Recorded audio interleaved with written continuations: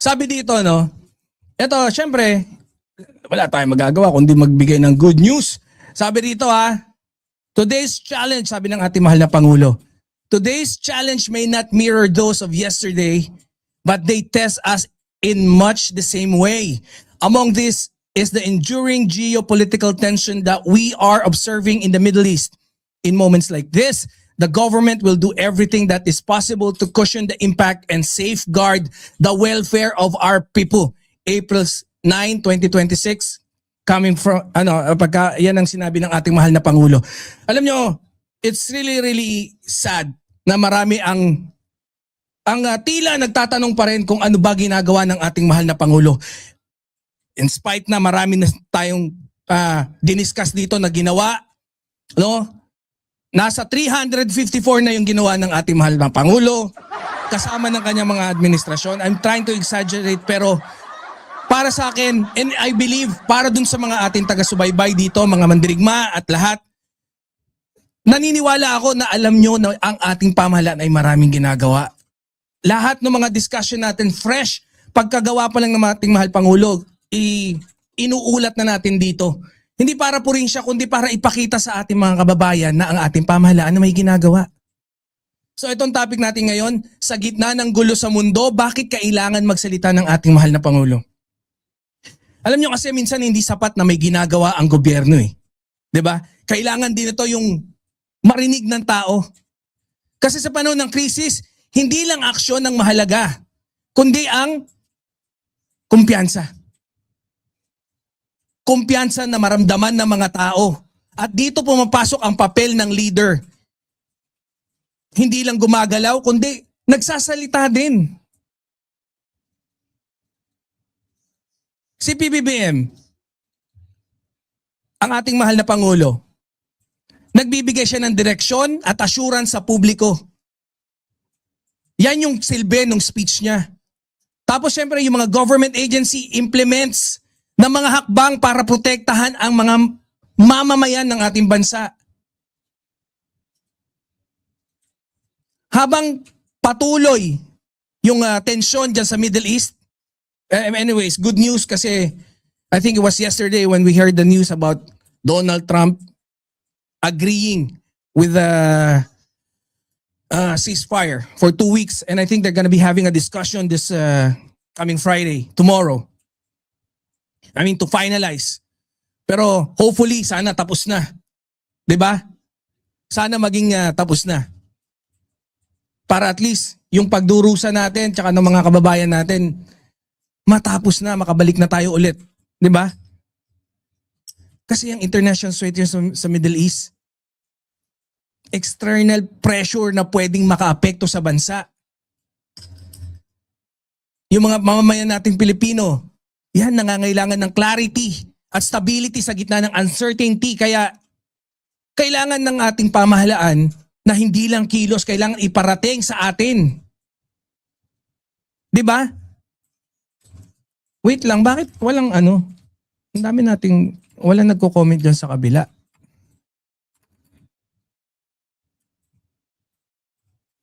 Andun naman si Ma'am Brenda Barton. Wait nga lang, kunin ko yung isang, ano ba yung YT natin nakasalang? Hindi kasi sa akin binigay isang YouTube channel. Anyways, punta natin yung kumpiyansa. Kumpiyansa naman. Punta natin yung nasa Nyolo, yung isa yung random news.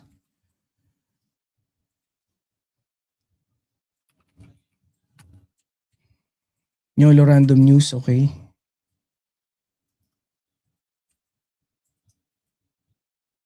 Dito ko makikita pala yung ibang mga comments. Yan, para masaya. Kasi nagpa-press one ako kanina, hindi ko pala kita yung comments nyo, kaya akala ko walang masyado nagko-comments. Nandun pala kayo sa kabila. Sorry naman. Anyways, let's proceed dun sa ating, anong nangyari? Ba't naman?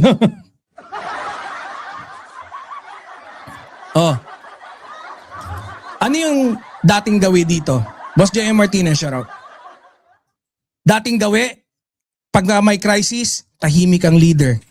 late ang communication, nauuna ang panic kaysa sa impormasyon. Pero dito malinaw yung approach. 'Di ba? Inuunahan ng mensahe yung takot. Kaysa mauna na matakot kayo, mas okay na ma-inform kayo na calm down. Marami nagsasalita, marami nagsasabi ng kung ano-ano. Ito yung pamahalaan natin, sabi sa atin, oh, wait, stop. Where is PBBM now? Mamaya, pag-usapan natin yung ka-fake newsan yung hayop kayo mga DDS na walang ya. DDS. Easy lang kayo. May sistema kami ng pagla-live dito, puros. Kaya easy kayo, yung mga gustong bumatikos, pag-usapan natin, kung gusto nyo batikusin yung topic, stick to the topic, doon kayo magtanong, huwag kayong mangmang. Oo. Para makasingil kang Boplax ka. Sino yung nagtatanong? Yung Christopher. Bobong po. Boplax ang po. Oo. Ipinapakita na may direksyon ang gobyerno. 'Di ba? Yun ang mahalaga, yun ang importante. I mean, hindi yan yung priority pero ang importante may gawing tama, on time. Siyempre, importante rin yung naratibo.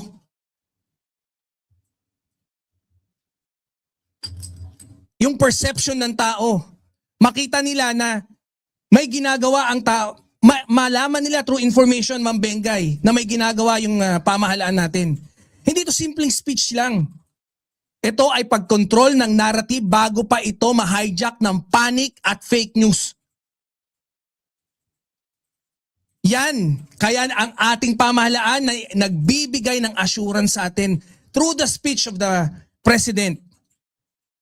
Strategy, assurance, plus preparation. Diba? Gumagalaw, tapos pinagsasabi ng informasyon kung ano mga ginagawa para hindi kayo maligaw at matakot. Yung sinabi ni PBBM na the government will do everything, putya, assurance yan. Diba? Hindi lang yan pampalakas loob. Yan ay signal na ano? Na may ginagawa behind the scenes. May coordination ng agencies. May readiness sa worst case scenario. And patuloy na pinapatunayan niya ng ating pamahalaan, di ba, Boss Siljan? Gwapo talaga tayo lagi, Boss Siljan. Importante yun. Ang tunay na laban, hindi lang laban sa oil, presyo, o supply chain. Ang tunay na laban, fear versus stability, uncertainty versus leadership. Kasi kung walang nagsasalita, papasok ang haka-haka, ang mga imahinasyong pangkupal ng mga DDS na utak-luga. DDS. Utak-luga. Lalakas ang fake news, mawawala ang tiwala. Pero kapag malinaw ang leader, magsalita, magbigay at maghayag ng impormasyon, magkakaroon tayo ng direction. Bibi, if anyone wants to send a blessing, who is the receiver? You or Nyolo? Okay lang, kapatid natin si Tol Nyolo. Dito tayo kay Tol Nyolo It's all okay. May live din ako dun sa kabila mamaya. Pero it's okay. Dito. Pag gusto mo bigyan ng blessing, habang kung na gusto mo pa mga... Oo nga pala, bukas na ulit yung channel natin. Kasi nakakuha na tayo ng lisensya. Hindi, malaki yung ginastos natin para din sa lisensya natin. Kasi mahirap mag-live ngayon dito nang wala kang lisensya. So, yan. So, ano na tayo? Legit, stick to the topic. Pero pag kinontra, nangiinsulto lang, stick to that. Bobo ka pala Boss Kevin na... Paano? Iba yung topic. Kinontra, anong sasabihin ko? Ang galing mo. Ganon, purihin ko. Isa ka rin walang yung bobo kayo.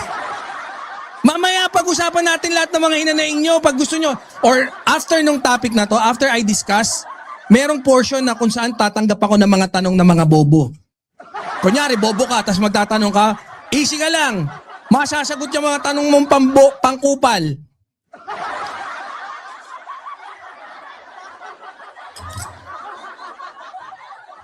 Asa na tayo?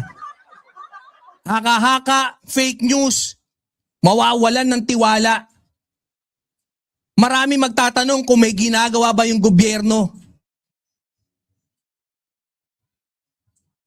Pero pagka yung leader, straight to the point, lalo na yung mga speeches niya, direksyon, walang panic, yung confidence tumataas.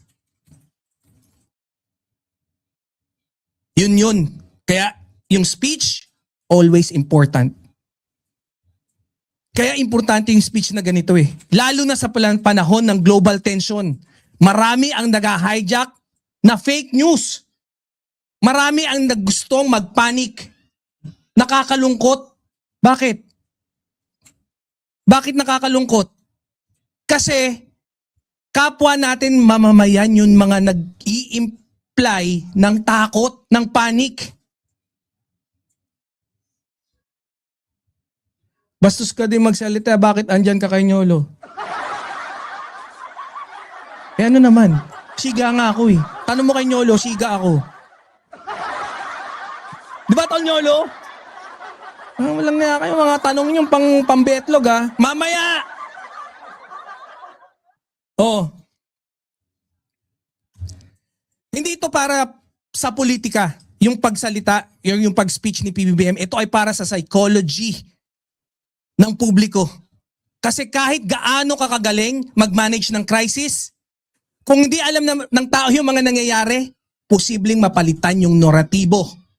At pagka yan ang nangyari, magpapanik pa rin sila kahit may ginagawa ka. At ang panic mas mabilis kumalat kaysa sa problema. Ano kahalagahan nito? O silipin muna natin yung mga posibleng ibato na mga betlog ng mga DDS na utak lugain. Kung walang follow through, magiging empty words. Yan yung mga kailangan nating subaybayan.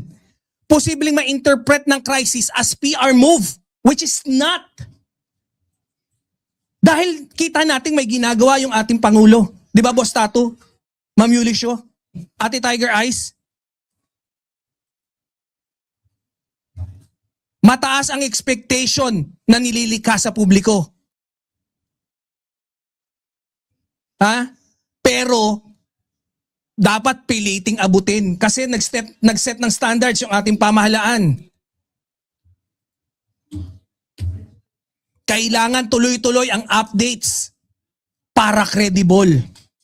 Right after na gumawa, Mama Velkinjo, update. Di ba? Nagbibigay ng clarity at direksyon. Ito yung mga magkagandahan naman. Punta tayo. Ha? Ilan ba yung nanonood dyan sa kabila? Ba't ang liligalig nyo dyan sa... Ilan ba kayo dyan? Hayop kayo.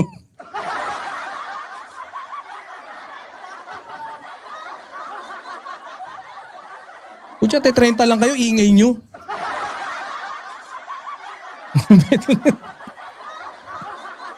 No?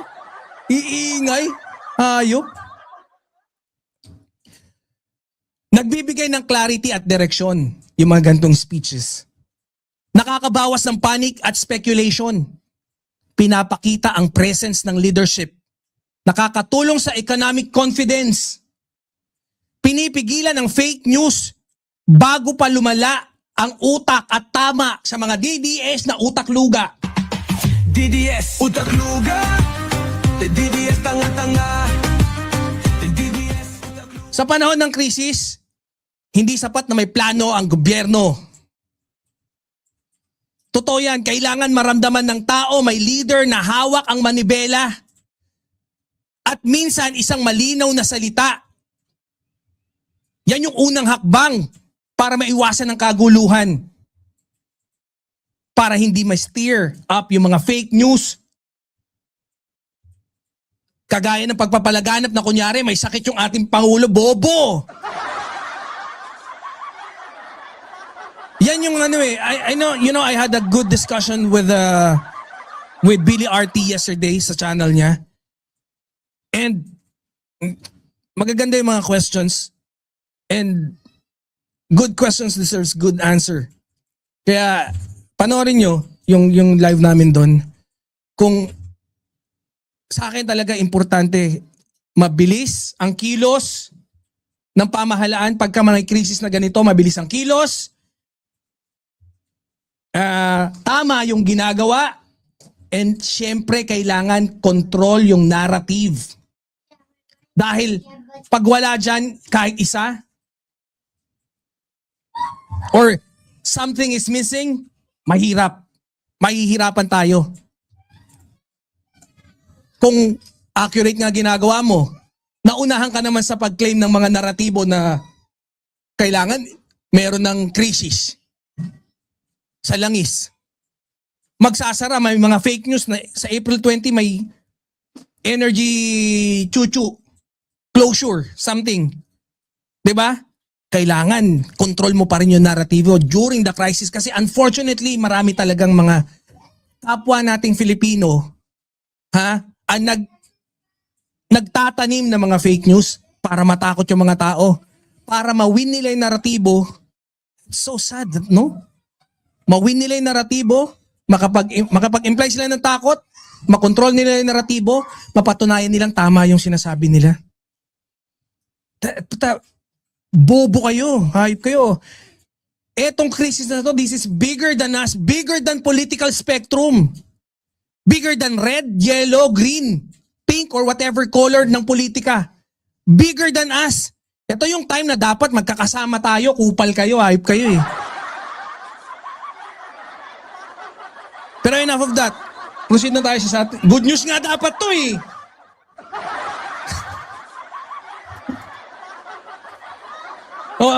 Okay na tayo dyan. Punta na tayo sa ating susunod na news. Kung dito may malinaw na mensahe at direksyon, yung susunod nating topic, tignan natin kung malinaw din o puro ingay lang. Let's proceed sa ating second question. So, magandang gabi po ulit sa lahat. Magandang umaga kung nasa man kayo, tanghali. Siyempre, habang pinapanood nyo to, magandang araw po sa inyo. Dun sa mga bagong dating, shoutout po sa inyo. Please do support our friends. Siyempre, pabayo ng like. Lagi. Suportahan natin tong channel ng ating kapatid na si Tolnyolo. Nagla-live kami dito, nagdi-discuss kami together with Ma'am TPL3, Ma'am Admin Rich, siyempre yours truly, Banat Boy. I'll be your host for tonight. So, let's proceed dun sa ating second topic. Mamaya magbatian tayo kung may tanong kayo. May tanong ba? Wala kayong tanong? Good. Maganda yan kasi at least, 'di ba? Ito, hindi ko na nabasa tong second sabi dito ng ating mahal na Pangulo, yo. The government, punta nga ulit natin. Ayan, the government will do everything, sabi ni PBBM. Thursday reaffirmed the government commitment to exhaust all measures. Magtiwala ka lang. Di ba? Marcos made the remark during the commemoration of the 84th. Sa panahon ng matinding pagsubok tulad na nangyari ngayon, kailangan nating balikan ng isang mahalagang... anyways, that's for another topic pala. Punta na tayo sa ating susunod na topic. Pwede ko pala itong i-connect mamaya, no? Ito. I believe this is good news as well. Di ba? Kasi, eto syempre, yung ating susunod na topic is para sa kapakanan din, no? Pertaining sa impact na nararamdaman natin ngayon sa labas ng ating bansa, dyan sa Middle East. So, sabi rito, DOE assures 50-day fuel supply. Gab, tell your sisters, get your mommy.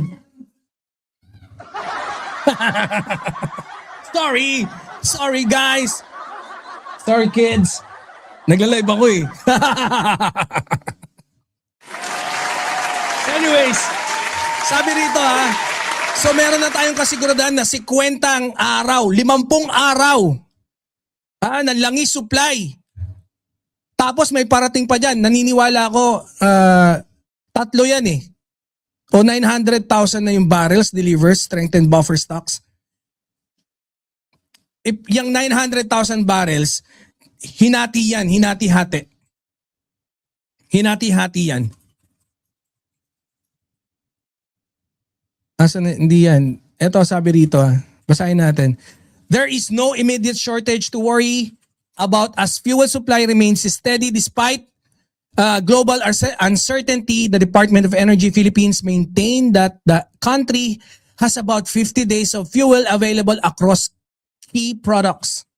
Around 900,000 barrels are scheduled for delivery this April.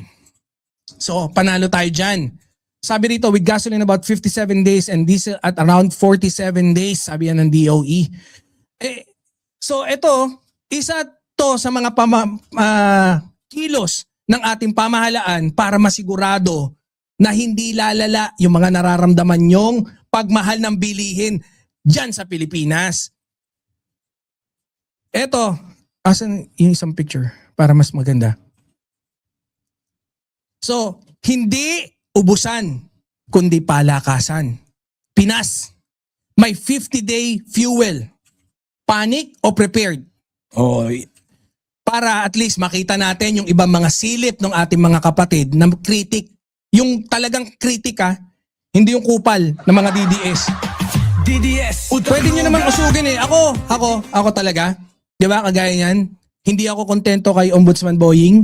Hindi rin ako happy kay Secretary John Vic. Pero it doesn't mean na kailangan ko silang bastusin para hingan sila na mas magandang resulta sa kanilang mga ginagawa. Nananawagan tayo. Mamaya mananawagan din tayo sa fake news, sa PCO. 'Di ba? Kahit andyan si Attorney Claire, love you Attorney Claire. Mamaya mas mananawagan tayo, paigtingin pa yung kanilang kilos. Pero before that, punta na muna tayo dito sa ating topic. Good news to. Good news, yung tono niya, may pagka-good news, di ba? Alam ko karamihan sa atin, pag narinig fuel supply, automatic ang tanong, may crisis na ba? Of course, kasi pag shortage ng supply, yun ang crisis. Pag nagmahal lang, hindi pa natin pwedeng tawaging krisis. 'Di ba? Ano pa mga tanong, magmamahal na naman ba? Pero minsan, hindi lahat ng balita tungkol sa langis ay masama. Minsan may tahimik na galaw na hindi headline grabbing, kagaya nito. Pero yun ang tunay na importante. Bakit? Dito meron tayong inventaryo and assurance coming from DOE itself na meron tayo ng 900,000 barrels and it's enough fuel to last until 50 days. Department of Energy, sila yung nagsasabing stable ang supply at buffer tayo. Huwag ka makikinig sa mga kupal na mga DDS vloggers na nagsasabi na kapos at hindi totoo yung buffer stock natin na ilang araw na lang at may mga gasolinahan na raw na nagsara. Yung mga DDS na tanga, paniwalang paniwala. Ang sarap yung pagsasampalin sa mukha eh. Yan na coming from the horse's mouth itself. Kay Secretary Sharon Garin. Nagbigay na siya ng official assurance. 'Di ba? Kaya yung mga oil and companies saka oil suppliers, magdi-deliver sila ng 900,000 barrels. Gumagalaw ang buffer stock. Hindi nadadagdagan, nababawasan man dahil kinukonsumo natin araw-araw, nadadagdagan pa rin. At monitored. We understand, pinaka-apektado yung publiko, yung motorist, yung mga negosyo na umaasa sa krudo, sa langis. Pero, sinabi na ng ating mahal na Pangulo sa topic natin ng una, Huwag kayong mag-alala. Ginagawa nila. They will exhaust all measures. Hanggat kaya gagawin. Kahit maraming kumukontra. Kahit maraming nauulol bigla. Alam niyo ba, ito yung dating gawi. Kapag may global tension, Iran, oil routes, etc. Pagka may global tension, automatic ang script, magkakaubusan na. Ilan na yung stocks natin? I-check nyo. Nag-inventaryo na ba kayo? Eto hindi, pero ngayon may data na nilalabas. May dates, may supply volume, may buffer stock program. 50 days fuel supply, 900,000 barrels. Kulang na lang, isampal sa mukha nyo talaga eh. Ibig sabihin hindi tayo nasa crisis mode. Prepared mode nga tayo eh. Nakahanda yung ating pamahalaan. Di ba, Boss Jovi? Ng BMB family? Ang ganda, di ba? Handa yung pamahalaan natin para sa kahit anuman. Huwag lang kayo masyadong kupal. Ano yung strategy? Buffer, delivery, at control. Buffer, delivery, at control. Hindi lang ito simpleng hey, guys, may supply tayo, don't worry. Hindi ganun. May 3 galaw dito. Incoming supply, 900k barrels. Tuloy-tuloy ang daloy. Buffer stock build-up. May reserba kung may disruption. May reserba.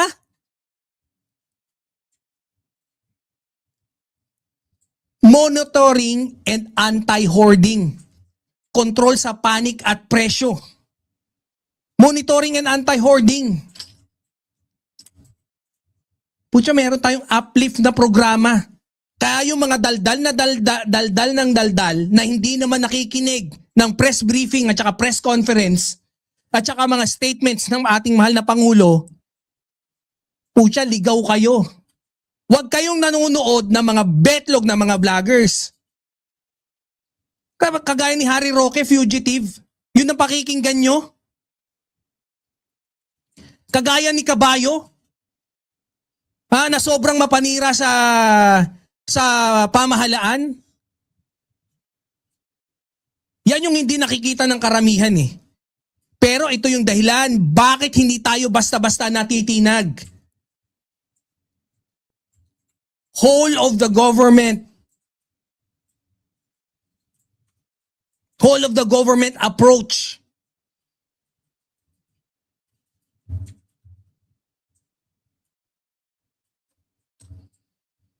Ang ganda ng ginagawa ng pamahalaan natin. Ang mahirap lang, matindi talaga yung kinakaharap na problema. Pero, andyan yung ating pamahalaan. Gumagalaw, tas nagre-report. Pero ang dami nyo, if you still choose to destroy the narrative of the government and try to avoid the data that is being presented to you, and you still choose to ignore that and go ahead with fake news, that's a pity. Dapat malaman nyo kung ano yung tunay na laban. Hindi laban ng may langis o wala. Ang tunay na laban is stability versus panic. Sistema versus reaction. Kasi kahit may supply ka, kung may magpapanik, yun na mamamayan natin, tataas yung presyo. Bakit? Magkakaroon ng hoarding. Panic buying. Kung may hoarding, magkakaroon ng artificial shortage. Akala nyo simple lang yung pagganod, pero lahat yan kailangan kontrolin ng ating pamahalaan, which they are doing. Pero you still choose to avoid the datas being presented to you, and then mas piliin nyo na batikusin tayo yung pamahalaan gamit fake news. Oh, may alingas-ngas na magla-lockdown na naman daw. Lockdown ng mga tanga. Alam nyo kung titignan mo, hindi to flashy, di ba?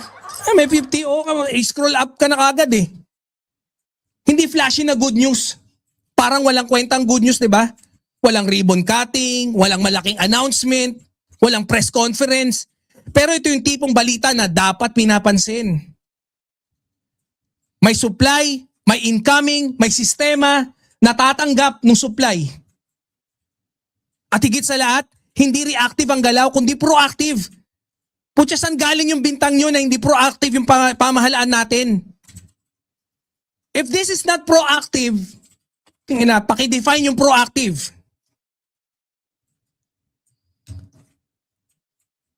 Hindi eh. Nakita na natin dati may gera, ganito yung ginawa eh. Kaya ayop na yan oh. Kasi kung aasa ka lang sa dating gawi, na panic, ikaw mismo ang magpapalala ng sitwasyon. Kasama ka sa mga magpapalala ng sitwasyon.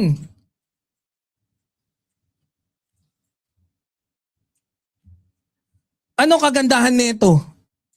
May malinaw na data, 50 days supply. May confirmed deliveries, 900,000 barrels. May buffer stock program. Paano natin tatanggapin? Paano natin i-store? Paano mamomonitor? May monitoring laban sa hoarding. Coordinated efforts, oil firm, government, embassies. Pero kung hindi pa rin kayo satisfied, putya, hindi ko alam kung paano pa. Gapang, yung pamahalaan natin, nangangayayat yung Pangulo. Putya, nakita nyo ba? Si Secretary Garin, stress na.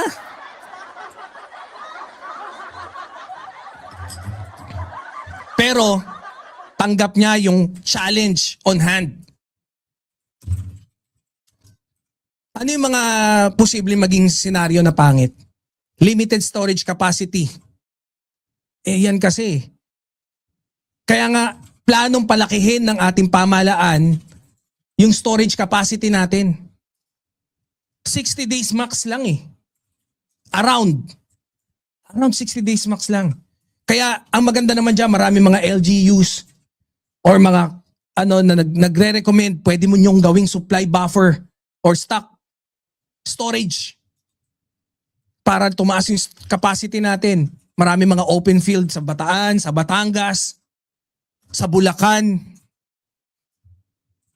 na pwede natin pag-imbakan para tumaas. Instead na 60 days lang ang capacity natin na mag-store, baka pwede nating, kagaya ng Japan, 2 years, grabe po.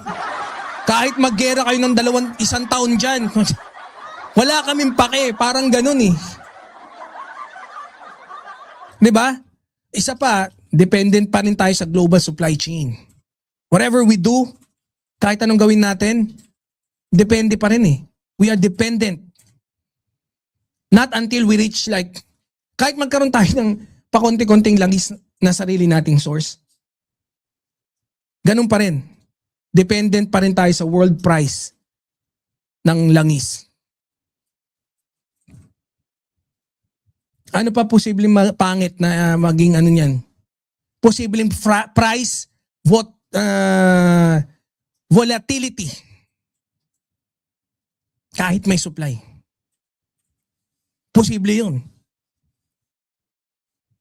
LPG, mas mababa ang days. Kasi mas maliit yung storage capacity natin dyan, 33 days lang. Ano ang magiging problema? Mapapagod tayo kaka-replenish. Mas ma-effort yung replenishment. Bakit? Kasi 60 days yung buffer natin. Kung yung logistic-wise, ilang araw, refinery, ilang araw, bago natin ma-store. Tayo yung cycle, tuloy-tuloy, di ba?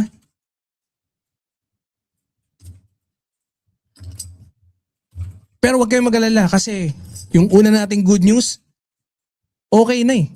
Di ba? Kaya sa usapang langis, Hindi tanong kung may darating eh. Ang tanong, handa ba ang sistema kapag may dumating na problema? At sa ngayon, mukhang hindi tayo nagkakandara pa, kundi nagpaplano, kumikilos, nagbibigay tayo ng information. Lahat monitored properly, organized. At kudos sa ating pamahalaan. Paminsan-minsan makatanggap kayo ng palakpak dito sa channel ng ating kapatid na Nyolo. Malaking bagay yan. Dahil kami dito, hindi ko sasabihin na lagi kami dito may resibo. Lagi kaming may reference, hindi kami dumadaldal. Nang wala kaming, At tandaan nyo ang bansang may control sa supply, hindi basta-basta tinatakot ng krisis. Kaya yung mga susunod na hakbang na gagawin ng ating pamahalaan, sigurado ako para sa ikabubuti nating lahat. Ganun naman yun eh. 'Di ba? Anyways, masyado tayong matagal sa kada topic natin, no? So, kung ito tahimik pero solid na paghahanda, yung susunod nating topic, yun, mukhang maingay pero tanong, may laman kaya yung topic? Punta na tayo. Pero bati muna tayo si Boss Remedios, Naparan, sino pa ba? Okay lang. Okay lang ba tuloy-tuloy lang tayo para at least tuloy-tuloy tayo, no? Madami tayong ma-discuss. PBBM, breaking news sabi ng GMA7. PBBM inanunsyo ang ilang hakbang ng pamahalaan upang maibsan ang epekto ng mataas na presyo ng langis. Puntahan niyan mamaya. Basagin natin yung ka-fake newsan ng mga kupal ng mga DDS. Ulitin ko sabi dito, PBBM, inanunsyo ang ilang hakbang ng pamahalaan upang maibsan ang epekto ng mataas na presyo ng langis. Nasa 20% na discount na pasahe sa ilang ruta. 20% discount, panalo! Service contracting program simula sa April 15, 2026. 10 pesos per liter na fuel subsidy para sa mga PUV drivers. Kasi ang dami nag-iiyakan ngayon ng mga drivers and we understand. Gets namin kayo, no? And hindi lang kami nakaka-gets. Syempre, gets din kayo ng pamahalaan natin. Ano sabi dito ng ating pamahalaan? Hakbang para maibsan ang epekto ng taas ng presyo ng krudo, inanunsyo ni President Bongbong. Napanood ko to dyan lang sa channel mismo ng ating pamahalaan, ng ating ni PBBM dun sa Facebook page niya.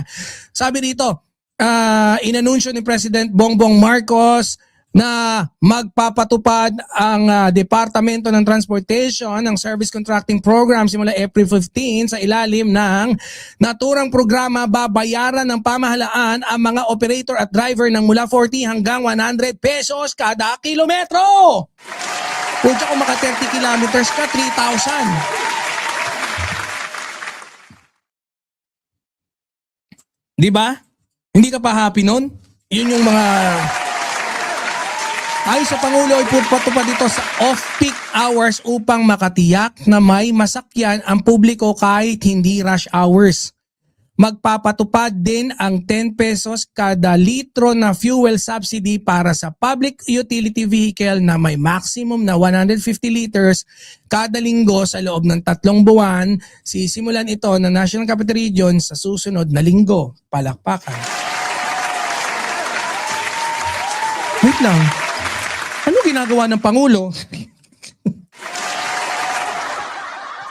Wait lang, ano ba may ginagawa ba ang pamahalaan natin? Parang wala. Ganun ba yun? Ganun pa rin ba? Yan pa rin ba tanong nyo? Nakikita namin dito, hindi puro salita. May discount, may subsidy, may sistema. Sagot ng gobyerno sa oil crisis yan. Hindi puro kuda lang ng kuda. Hindi kagaya nyo tanong ng tanong. Pucha, yung iba nakakatuwa. Parte na ng gobyerno, tanong pa kayo ng tanong. Ano kayo, kupal?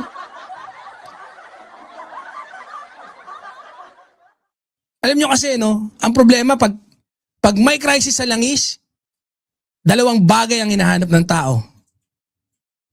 tulong at solusyon. Tulong, yung mga ramdam agad, di ba? Solusyon, yung pangmatagalan.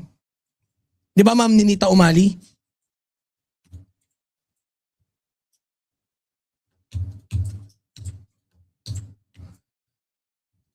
Hindi sapat yung magtiis muna kayo. Di ba? Hindi yan ang ginagawa ng pamahalaan natin. Tiis muna kayo, ganun ba? Kumikilos na.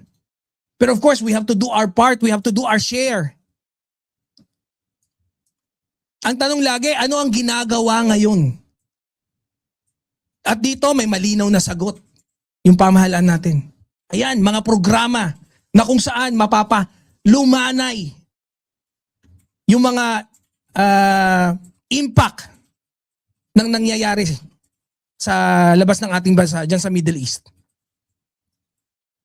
Kaya yung pamahalaan natin, si PBBM, nagbibigay ng direksyon. At syempre, policy decisions. Dinidirektahan ng alin? Yung mga tamang sangay ng gobyerno. Kagaya ng Department of Transportation. Implementer sila ng Service Contracting Program. PUV drivers, yan yung mga mabibigyan ng benepisyo. Kasi ang dami ngayon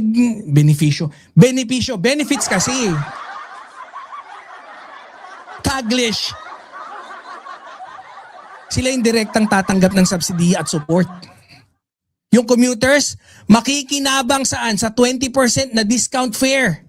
Isang programa po, 20,000 na ang beneficiary. Ang magiging benepisyo, kada isang tao. Coordinated effort para mabawasan ang epekto ng oil crisis. Di ba ang ganda?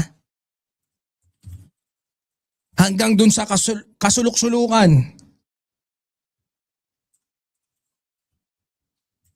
Dating gawi. Reactive versus structured response. Siyempre, kada pamahalaan, iba-iba kilos. Kung dati reactive, kumikilos pag nandyan na, ngayon structured response. Yan yung approach ng ating pamahalaan. Dating gawi, pag may oil crisis, late ang tulong, kulang sa sistema, puro temporary relief. Pero ngayon, mas structured.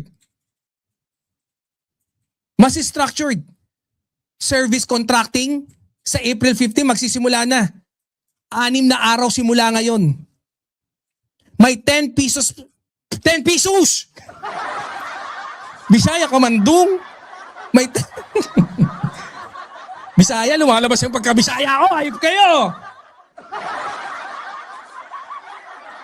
Pero I'm proud to be Bisaya, you know? Ano tayo? Bisakol, Bisayang Ilocano. May 10 pesos per liter fuel subsidy. 20% fare discount. Structured ba? Of course. Di ba, Mama Bel Quinjo? Tuwan-tuwa ka sa Bisaya na naman. Hindi lang to puchi-puchi, hindi patchwork. May kombinasyon ng tulong sa driver at sa pasahero, pati sa operator. Palakpakan.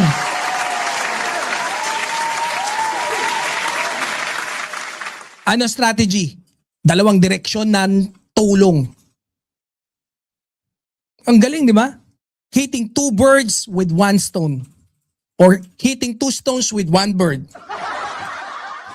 Hindi lang isang sektor ang tinutulungan dito. Supply side, drivers, operators. Fuel subsidy, bayad per kilometer, 40 hanggang 100 pesos per kilometer. Demand side, yung commuters, 20% discount sa pamasahe. Alam ko na naman sasabihin nyo dyan, saan na naman mangungutang yung pamahalaan natin? Pati pangungutang ng pamahalaan natin gusto nyo problemahin. Problemahin nyo, magtrabaho kayo. Hayaan nyo na yung pamahalaan natin na mangutang. Kung mangungutang sila, may mga tamang proseso silang dapat sundin. Pagka may pang-aabusong mangyayari sa pag-utang, mananagot pa rin sila.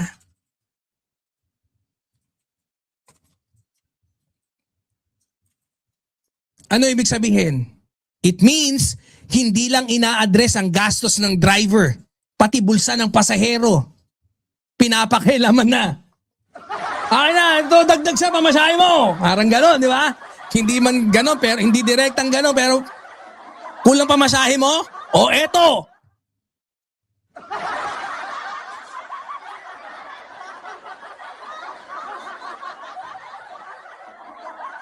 Ito yung balance approach. Bihira dati. You must admit, bihira talaga to dati. Alam mo, yung ibang mga critics, nakikita ko medyo nagugulat eh. Yung totoong critics ha, pag DDS na commentator, kupal yan. Huwag na kayo umasa. DDS, utak lugar. Pero pag yung mga kritikong mga magagaling talaga, makikita nyo eh kung paano sila talaga mag-comment. Medyo pati sila nawiwindang eh. Hindi nila alam kung paano nila sila babanat eh. Ang tunay na laban dito, hindi laban ito sa taas ng presyo versus baba presyo. Ang tunay na laban, impact mitigation versus helplessness. Di ba? Impact mitigation versus helplessness. Sa kawalang pag-asa, eto na kami!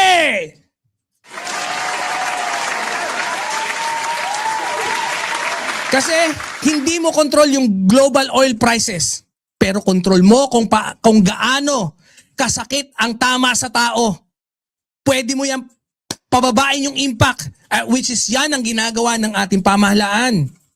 At yun naman yung trabaho namin dito na iparating sa inyo na ang ating pamahalaan ay kumikilos. Hindi man natin control yung global oil price at yung krisis sa labas ng bansa, control natin kung ano yung mga pwede nating i-provide na solusyon dito para mapababa natin yung impact sa mga impaktong DDS na hayop na yan. DDS, utak lugar. DDS, Nawawala na ako kung ano-ano kino-comment nyo dyan, hayop kayo.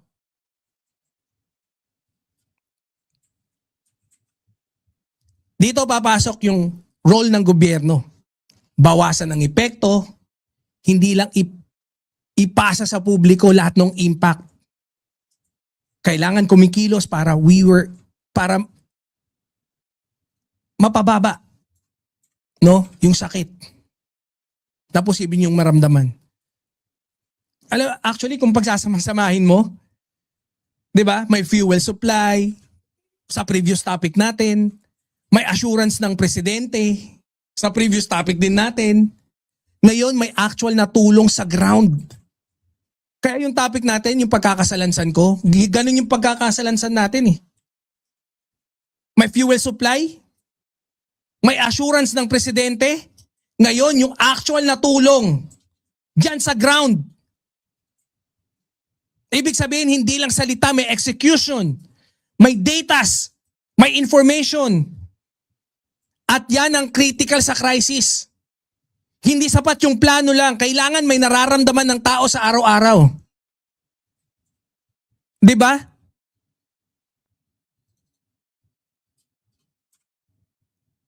Kaya pagka yung mga katabi nyo nagngangawa at nagko-complain, isampal nyo tong bibig. Sampal nyo yung live natin sa kanila. Ano ang kagandahan dito? May direktang tulong sa drivers, fuel subsidy plus per kilometer pay. May immediate relief sa commuters. 20% discount. Ang ganda, di ba? May malinaw na start date, April 15. Balance yung approach. Drivers, tsaka commuters and consumer. Nakakatulong pigilan yung fare hikes. Biruin mo, no? Ang daming sinusolusyonan nung isang programa na nahalata nyo ba? Na isa rin to para makatulong dun sa fare hike. Hindi tumaas yung presyo ng pamasahe. Habang hindi umaangal yung mga drivers. Hindi! Asa na yung kilos nyo?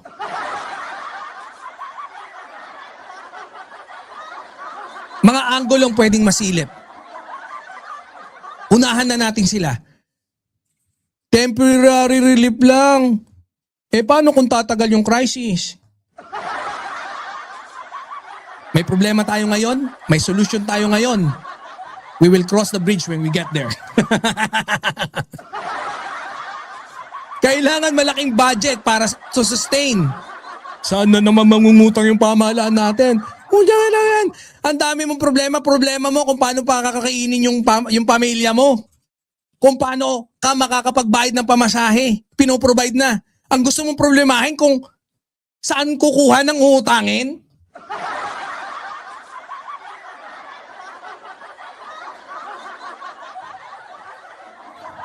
Ang isa ko nakikita, posibleng hindi sapat sa lahat ng ruta. Kasi medyo malaking gastos. 'Di ba? Isa pa, pwedeng pagsamantalahan. Implementation challenges. Yung distribution, monitoring. Alam nyo, kada isang proyekto, yung equivalent, especially kung yung mga subsidy, almost, kung 1 million yung ipamimigay mo para sa isang, bibigyan mo ng tig-pipiso kada isang tao na 1 million din, kailangan mo rin ng 1 million para mag-operate ng properly yung project mo. Madalas ganun, 100%. Pag sa malalaking projects. Kaya yung implementation challenges, no, yung distribution tsaka yung monitoring, yan, medyo mahirapan. Tapos, syempre, kakibat pa rin nito, dependent pa rin tayo sa global oil situation. No, kung walang cooperation with the fellow drivers, sa mga mamamayan natin, sa mga kababayan din natin, magiging hindi mahihirapan para maging matagumpay. Lalo na pag i-criticize mo without giving it a chance. Sa panahon ng global crisis, hindi mo mapapagilan talaga yung pagtaas ng presyo eh. Kasi may crisis na eh. 'Di ba? Pandaigdigang krisis. Pero pwede mong bawasan yung sakit nito sa tao. Pinoproject ko lang kung ano sinasabi dito sa live natin, kung ano sinasabi ng ating pamahalaan. Bawasan yung impact to cushion the impact ng kung ano man nangyayari sa labas ng ating bansa. At dito nakikita ko, ang gobyerno may sistema, hindi lang nanunood kundi umaaksyon. So, guys, okay na, no? Guys, isang oras ng agad tayo. Ang dami ko pang gustong i-discuss eh. Grabe. Dapat talaga. Paano ko kaya mapapaikli discussion natin?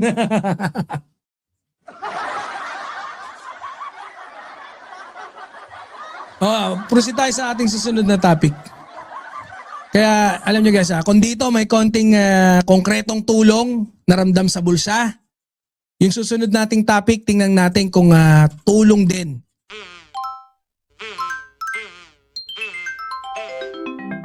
Kakulango.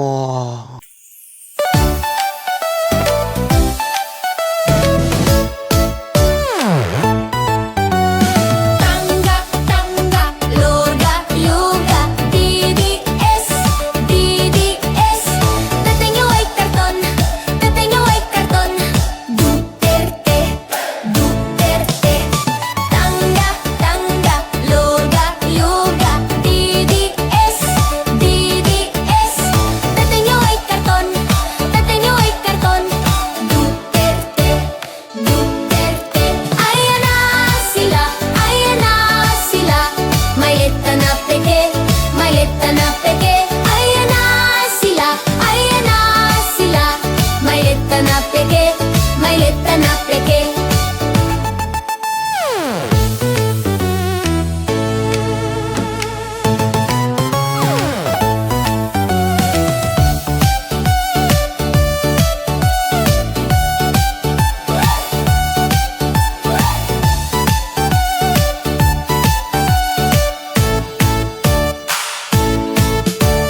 Tangga, tangga, luga, luga.